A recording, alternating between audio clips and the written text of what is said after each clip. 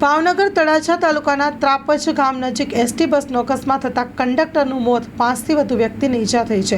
પ્રાપ્ત થતી વિગતો અનુસાર વડોદરાથી દીવ જઈ રહેલી ST bus Somnath national highway Talaja તાલુકાના ત્રાપજ ગામ નજીક રોડની સાઈડમાં બનાવેલ જાહેર શૌચાલય સાથે ધડાકાભેર અથડાતા અકસ્માત સર્જાયો હતો। આ ગંભીર અકસ્માતના બસના કંડક્ટરનું ઘટના સ્થળે જ મોત નીપજ્યું હતું।